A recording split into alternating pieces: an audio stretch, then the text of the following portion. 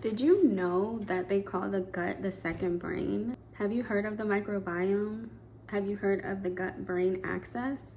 Are you someone who struggles with anxiety and depression and have never heard of any of those things I just mentioned? I am here to tell you that you are not gonna live your best life in 2025 if you are not putting the right things in your body. Step into my classroom, let's get into it.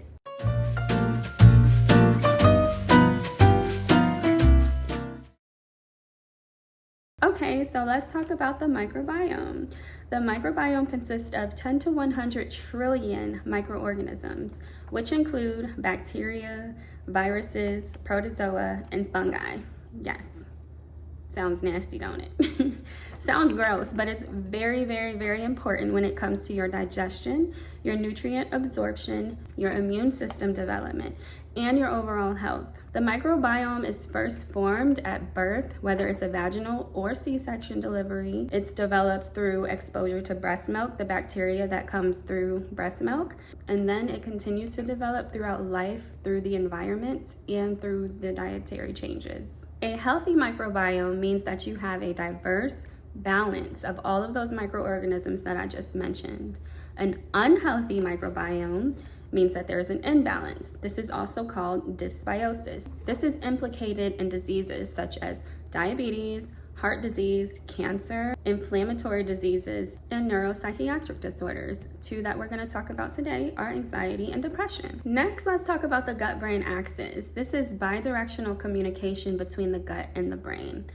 This communication can happen in 4 different ways.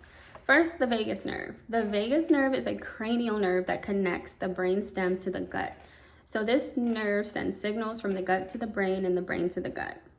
Another way is through hormones produced by the gut, neurotransmitters produced in the gut, and the gut microbiota can send signals to the brain.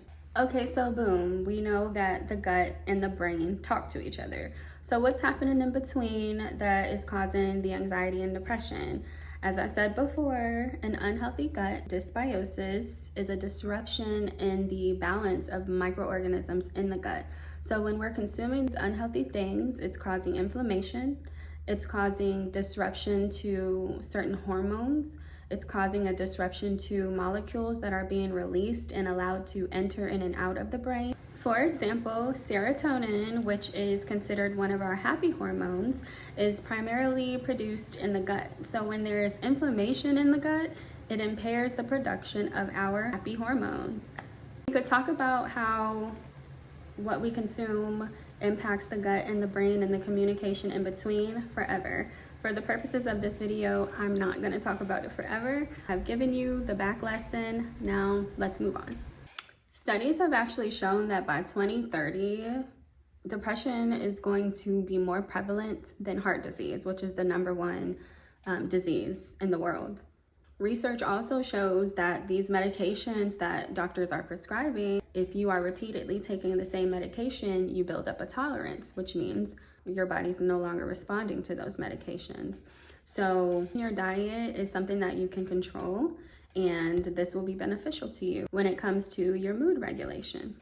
Okay, so I've covered the behind the scenes of the microbiome and the gut-brain axis, aka gut-brain communication. So let's get into what we should be consuming. 1, we're gonna include some prebiotic foods like fruits, vegetables, whole grains, nuts, seeds, and legumes. Legumes, not lagoons, like with an M, not an N. Probiotic foods like yogurt, kimchi, sauerkraut, and kefir. Healthy fats, nuts and seeds again, fish, olive oil, avocados. Foods that are rich in fiber, again, fruits, vegetables, whole grains, and legumes. Foods that we're staying away from, processed foods, fast foods, anything that's packaged, sugary drinks like soda, juices that are not 100% juice and have added sugars. We're gonna stay away from alcohol. We're gonna stay away from the red meat and butter. These are saturated and trans fat, unhealthy fats. All right, now, if you have made it this far in the video, you are one step closer to living your best life in 2025. If you are someone who struggles with anxiety and depression, this is not a replacement for getting help, seeking help, leaning on your support system. This is a supplement to living a healthier lifestyle mentally and physically. Thank you guys for watching. I will see you again.